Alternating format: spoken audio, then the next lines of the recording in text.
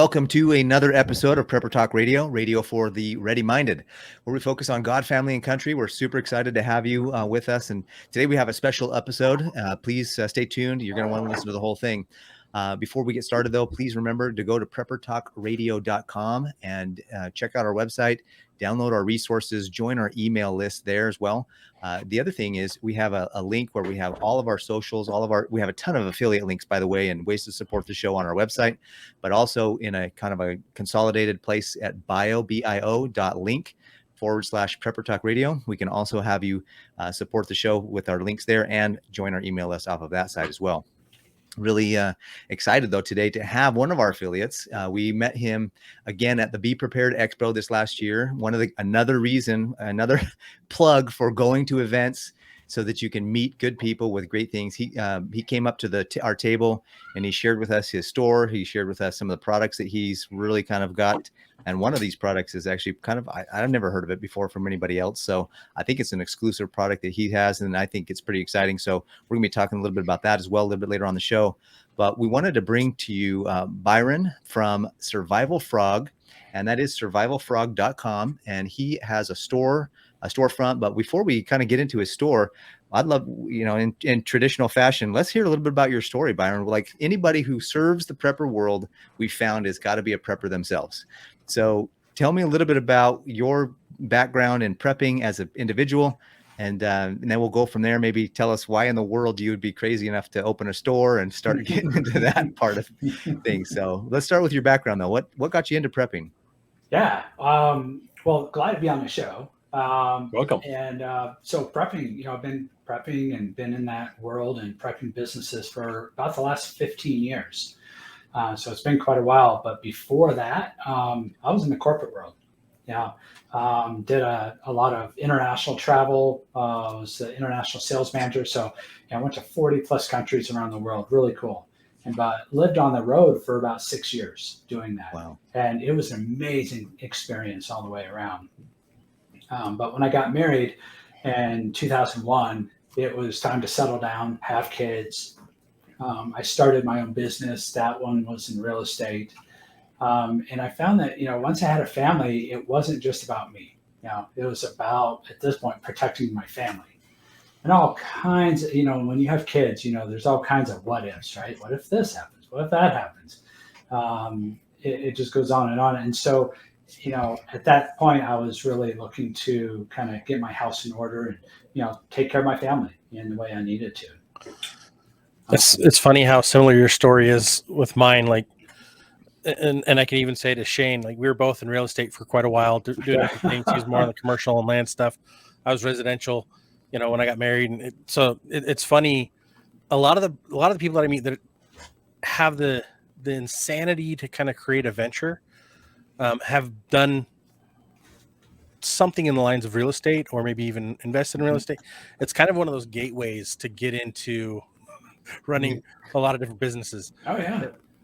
I learned a lot, and I was doing fix and flips and rentals and rent to own. And so we were holding a bunch of properties, but it taught me the beginnings, at least, of how to run a business. Yeah. And the basics. And, and I'll just keep going. In 2009, I started an online business, and that has a lot of moving parts, it turns out. But we started selling initially how-to guides. They're like do-it-yourself guides on generating backup energy. And one of our guides that we were selling was a book, and it was called Sold Out After Crisis, 37 Things Sold Out After Disaster. And it was a huge home run. So we were selling this, $27 ebook, and we'd also ship out a book. And we sold hundreds of thousands of copies. It was amazing. And we were able to help a lot of people. So it was a really exciting time for the company. But one thing we noticed as we were doing that was people, they wanted the information, but once it came to actually prepping, they were struggling. And I could relate to it because, when I was doing it as well, there's just, what are the first steps? How do you not get overwhelmed? Once I do start, what's the next thing? And it can be confusing. And if you're trying to buy online, there's a bunch of scammy websites and just confusing e-commerce stores. I don't know, how much food should I have? How much water does my family need? Bug in, bug out. I mean, the questions go forever. And when you're new, it can be overwhelming. It can be paralyzing. And so we just knew there had to be a better way. And so we moved from the info publishing model to physical products. And in 2015, we opened the survivalfrog.com store. And it's been a ride since then. We just started with a few products, literally 3 products. I just kept adding more products.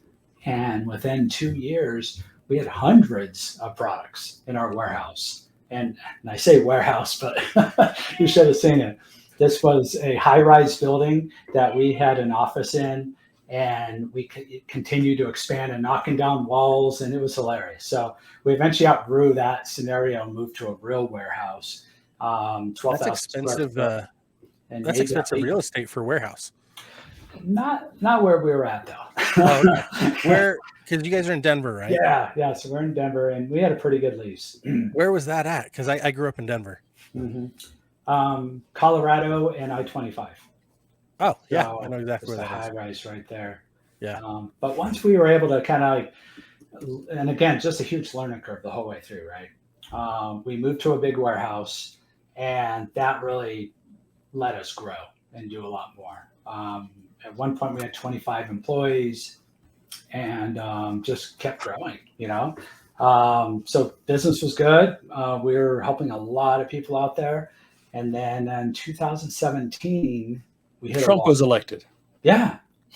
So what do you think that means for a survival store or the demand for survival and preparedness products? One would think that it would begin to flourish, but I know it did the opposite. Yeah. So in 2017, we hit a wall, and the whole survival preparedness market, those who have like e-commerce stores and selling products, dropped 70%. It's devastating. The entire market almost, collapsed. Maybe I'm overstating it, but it sure felt that way. And we lost a lot of our competition, so that's good news, I guess. A lot of companies went out, but we just stuck with it, and we created a turnaround plan, and we rebuilt the company during those really tough times. And there was a few years in there that they were really tough. I thought we were going to go out of business, but joined a few business groups. EO is one of them, and basically got that turnaround going. And we found efficiencies, new revenue channels, started growing again. And after the turnaround, we were stronger and better than ever before. That's awesome. I even wrote a book about it because it was just such an experience. Oh, wow. Yeah. What's the book called? The turnaround plan, small business turnaround plan. So, yeah. I just wanted to get that out of my head and help other business owners because, especially like today, a lot of business owners are, struggling. We're in a pretty good spot, but a lot of business owners are struggling. So just wanted to help the working guys out there and gals out there that are running businesses. Those entrepreneurs who are fighting for it. Now, I have a question. Why Survival Frog? Yeah. Well, when we moved into the e-commerce store, we needed a name, and we looked at a lot of different names and branding and things like that. But we wanted something that was easy, memorable, and not doom and gloom. A lot of our competitors were skull and crossbone, buy this or you're going to suffer, die. I mean, they're pretty aggressive. And we just kind of take a more laid back approach, softer approach. And we just wanted, a frog, there's all kinds of scenario, relationship between frogs and survival. And so we just love that name. And since we've used it, launched it many, many years ago, people love the name. And it's just grown ever since then. That's cool. I always that's something that intrigues me about why people name the businesses the way they name them, because sometimes there's a cool story, and that's cool. Yeah. Ours is so unique. Prepper Talk Radio. Oh yeah, it's just You're so You just woke up one day and I know the name. we actually started as PrepperCon Radio because I created a PrepperCon event, and that's actually how I became aware of your company, Survival Frog. You guys came to the event, and while you guys were there, I actually bought one of your bivvies, your Mylar bivvies, and tested it out on the Ready Man Challenge. And it was probably, what would you say, about 35, 40 degrees that night? it was pretty chilly. It was pretty chilly, and that's all I slept in. And I actually got too hot. Yeah. And I was like, all right, we're gonna have to modify this for tonight. Yeah. And it was great though. I was thoroughly impressed. It's a lot better for those of you guys thinking, what is he talking about? It's like a sleeping bag, but it's just a shell, and comes in this little compact case. I mean, that's one of the many things you guys have. Yeah. I should have pulled it out of my bag to have it right here. Looking to see if I had one. The tax I'm like, right? The tax bivvy. It's tack bivvy, awesome. and it has Mylar, so it's reflective and it reflects your body heat. And so in warm temperatures, it's actually not a good thing because you can be sweating in there. But in usually kind of sub 20 degrees, that's where it really kind of comes into play. And it will save your life. Every car, it depends on where you live, right? But I live in Colorado. Every car needs to have at least one of these in there because it can save your life if you get stranded in a winter night. Especially if you live in a cold climate and you drive an EV, because your heater's going to blow out fast. Your battery's going to be gone. Have a couple of these in the back seat or in the trunk. I mean, that's no joke, because this last winter there was a lot of people, especially in the Northeast, that those big, huge storms that came through, there was literally people that died on the freeway in their car because they couldn't get out of the storm. And if they'd had something like this in their bug, that's one of the reasons why I did that car video.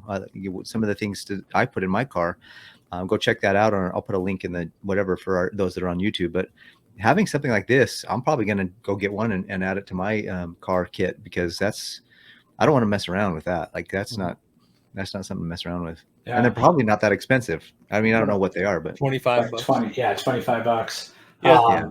To save your life. And, so we've been selling that product for about 11 years now, maybe 10, 11. It's a good product. I think you guys are the first one to do a bivvy version. Yeah. And hundreds of reviews. And there's some really interesting stories if you kind of scroll through there, where it basically saved their life, and they tell the story. And so those are the best reviews we can ever get. And usually when we see those, I reach out to people and talk to them personally, because it's just nice to know that, we're making an impact and we provide those things for people. That's awesome. Yeah. If you want to keep going through the COVID, so here we are. We turned around the business. Life is good. Life is mellow, but life's good, and we're back in profitability, and just kind of riding that out. And then 2020, so COVID hit, and then as you can imagine, the business just exploded.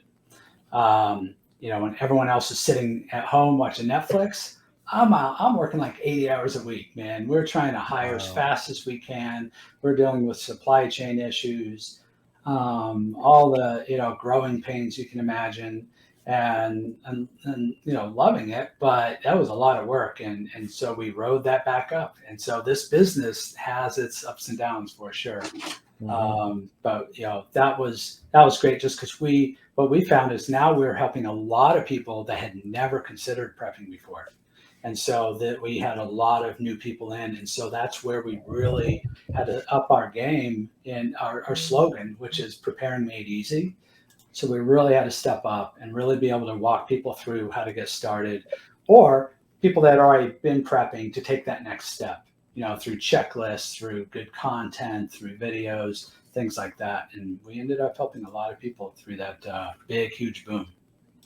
That's awesome. Yeah.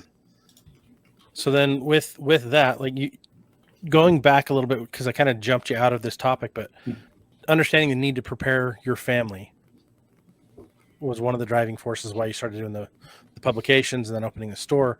How has prepping helped you to date?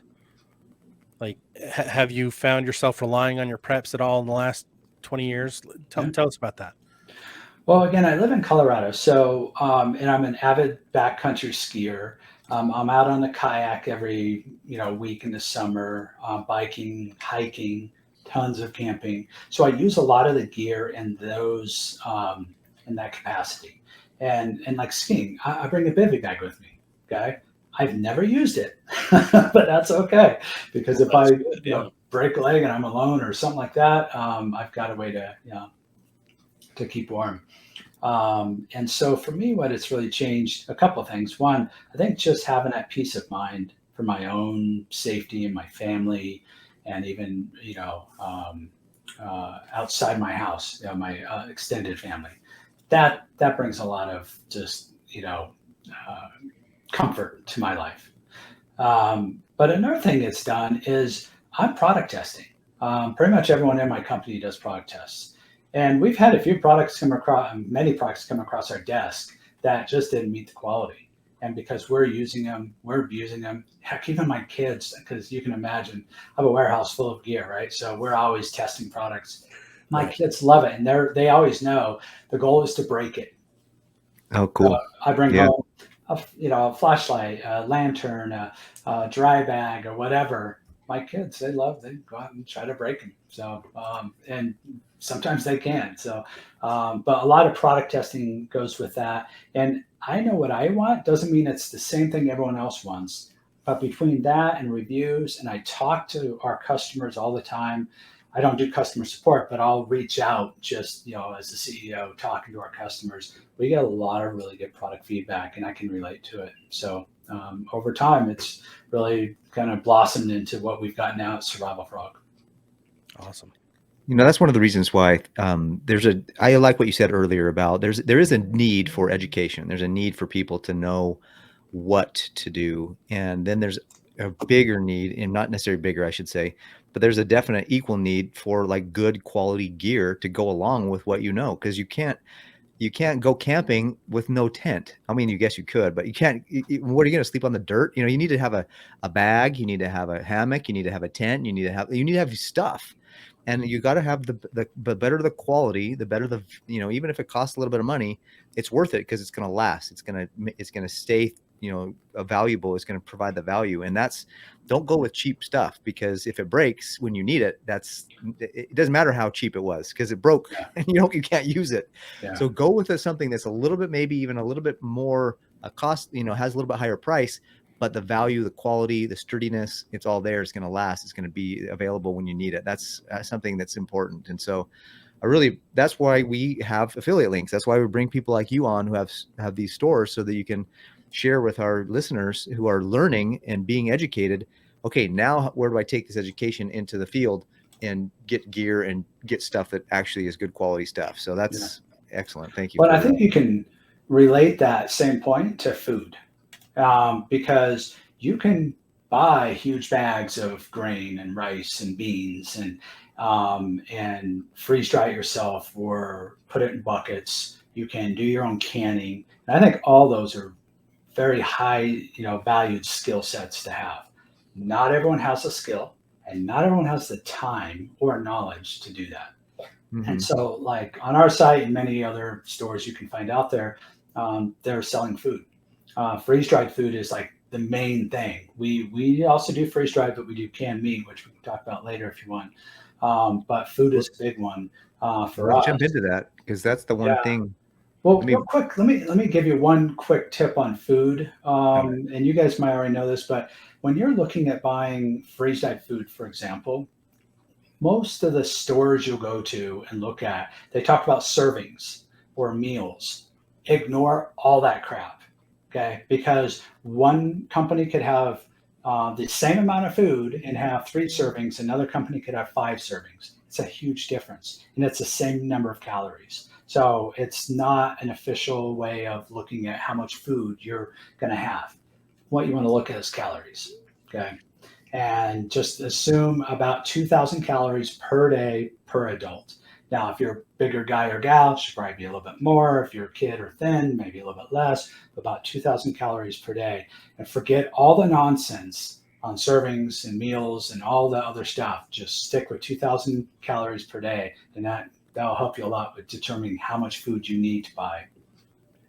That's true. Thanks for saying that, because there's a couple companies out there that are promoting pretty, aggressively, and I bought one of their kits, and I looked at the thing, and it was 1,500 calories. I'm like, you're 500 short, bro. I should have, thankfully I bought another one that was closer to 2,000. And I already know who you're talking about. Well, and it's funny too, because like I created my own calculator because I was tired of seeing those calculators. And so we have that as a download on our website for people. They can actually plug in how many adults and how many kids, and it'll tell them how many calories they're going to need per day. But I have it set at 3,000 calories a day for an adult. And the reason I set it high is because it's better to have more than less, to be doing a lot more labor than you're used to. And so even though most of us, myself, have extra weight, that extra weight is going to go fast, especially if you're on a calorie deficit and you're working harder to survive. We have power outages here every once in a while, thankfully not for long periods of time. But last year we had a windstorm that knocked out power for a day. A lot of people panicked. I just plugged in my generator, right? Some people were like, oh, where am I going to put my food? I'm like, in the fire, cook it, figure it out. Don't be dumb. Take some classes before this happens. And I actually had to go over to my neighbors and take some of their food out of their freezer and put it into mine because they didn't know what else to do. And they're just like panicky. And I'm like, it's okay. We had extra space, so we just utilized it. But there's so many people who don't know the basics, and they don't know, like, the most important thing about preparedness is to have a plan. And it takes time to develop your plans. And it's like my plan for, let's just say, an EMP scenario. That's a huge, big issue, right? That plan can knock out the planning for a lot of other issues. Everything that's less than that is covered by that, right? But if I only plan for a house fire and anything other than a house fire happens, what do I do? And I think that's one of the benefits you were talking about when you first started, was you guys have guides on your website. But when it comes to food storage, people don't know where to start, or they'll see or have heard someone say, well, you need 500 pounds of beans and 500 pounds of wheat and 500 pounds of rice, and your whole family's good for a year. Well, do you know how to prepare that? Yeah. A lot of people do you have a way to prepare? Do you have a stove that's, gas, or how are you going to power that stove? There's all kinds of factors to think into that. It's not just having the food. You have to think through the prep as well, like, to your point. Yeah, exactly. And to that same point, if you have bunch of freeze-dried food, you're going to have to have water to reconstitute it. And so do you have the proper water storage? Yeah, and clean water. I know that doesn't sound like it's a big difference, right? Clean water and not clean water. So you have to have good clean water for that. Another thing with freeze-dried, which I'll bring up, and again, I'm not saying don't get freeze-dried. I'm saying it might not be the only thing you want, just because generally speaking, the freeze-dried buckets that you buy, they're very high in carbs, high in starches, sodium, questionable taste. Sometimes they're not bad. And you have to have clean water. So you just have to know that going in. And so, Paris, to your point, and what we do a little bit different, we have canned meat, and we have long-term storage canned meat.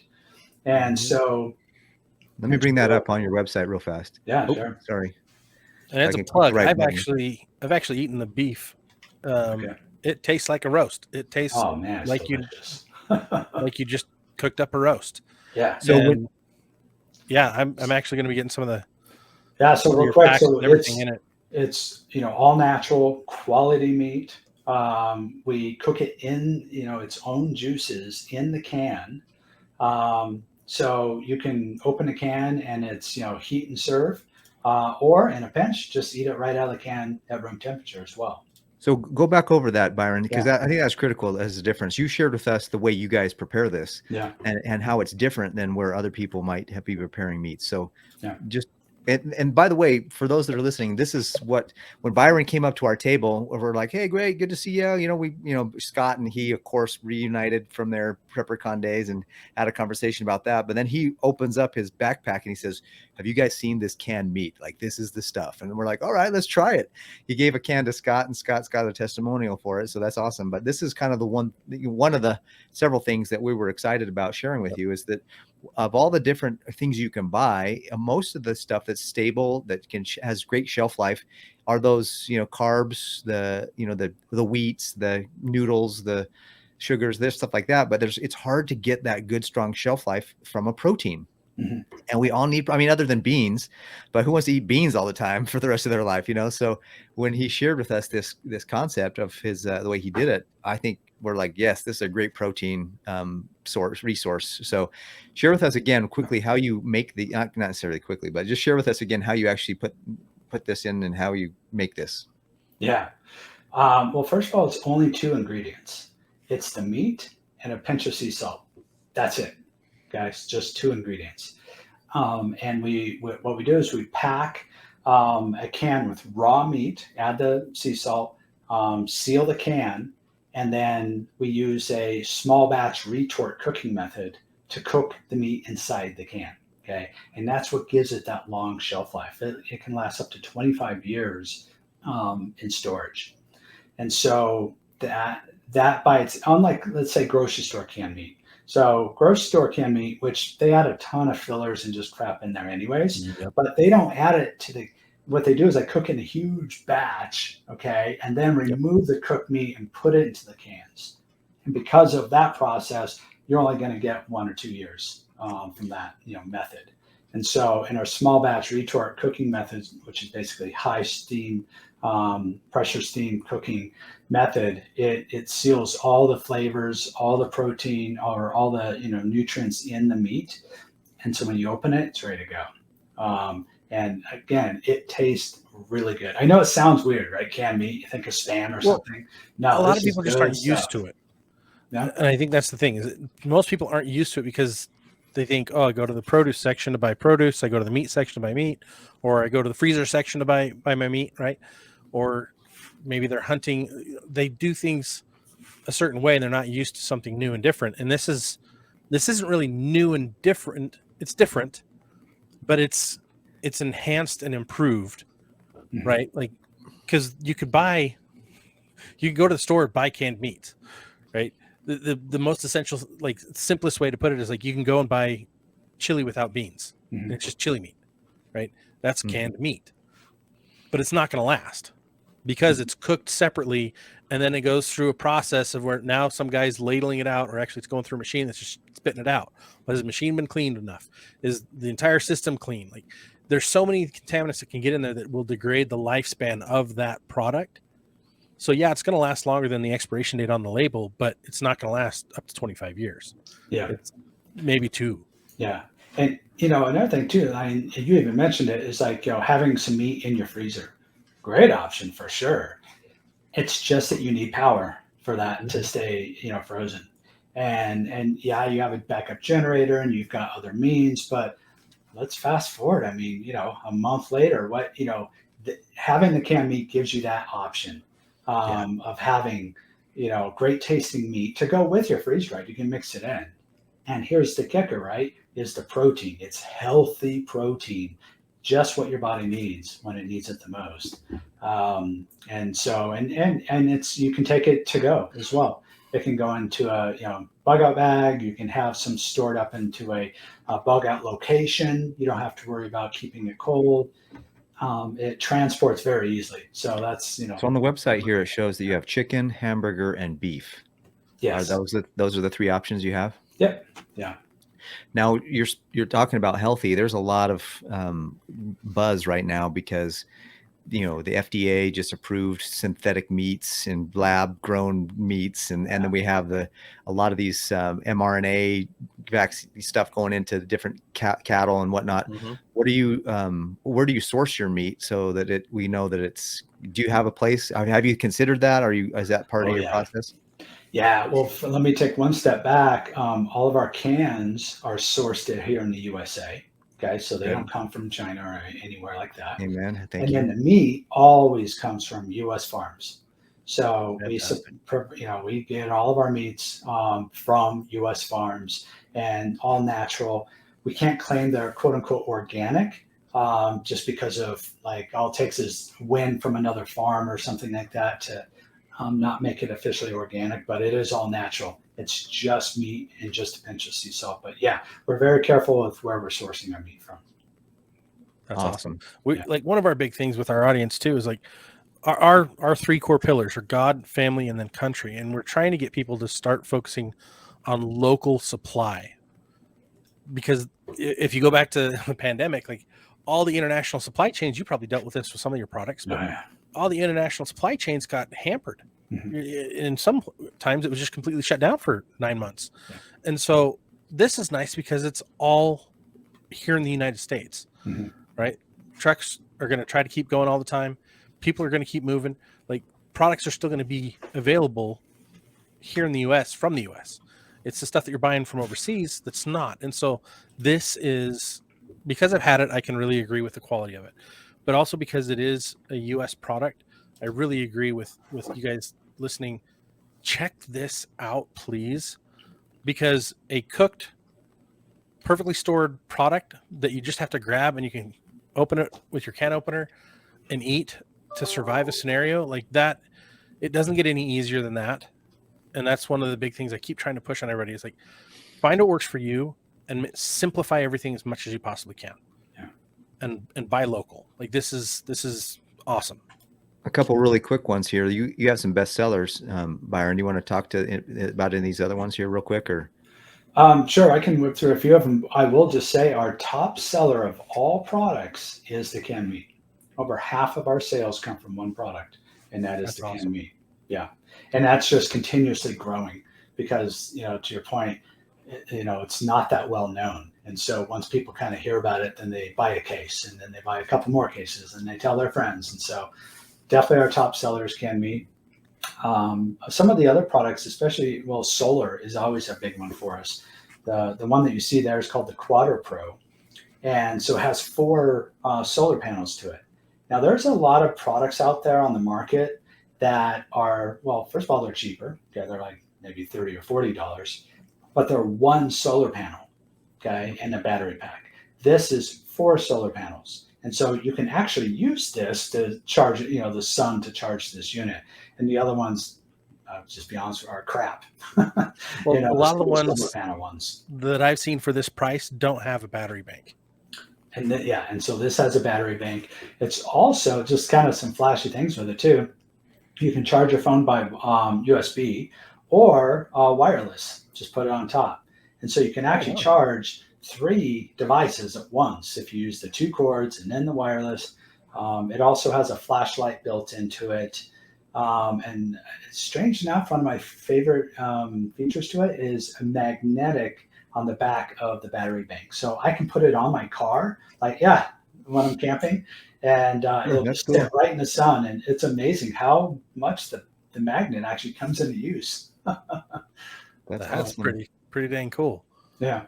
So definitely we sell a lot of those, and why not? Because if the power goes out, you're going to want to be able to keep devices charged. Maybe it's a phone, maybe it's a GPS, maybe it's a radio, whatever it is.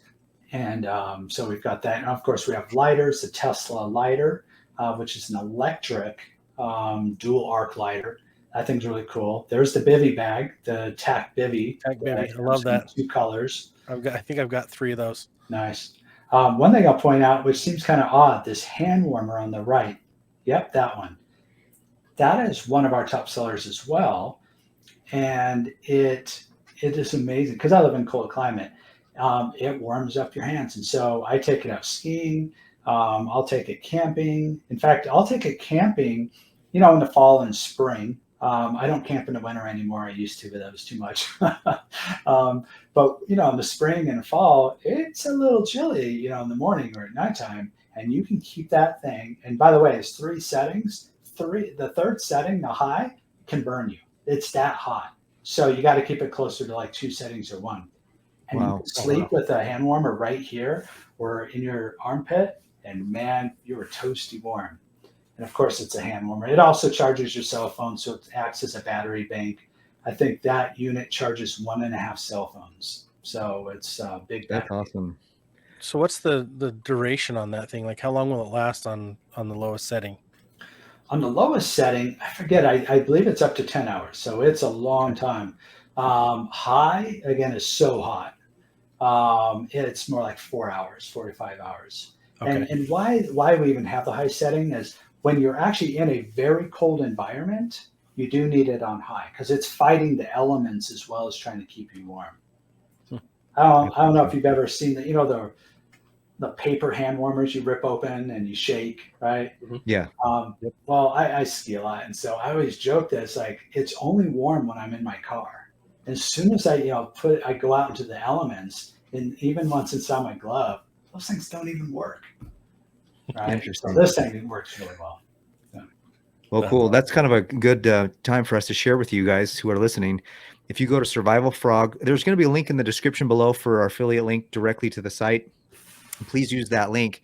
But then as you're checking out, use code PrepperTalk, PREPPER, traditional code that we use for almost everything else that we do.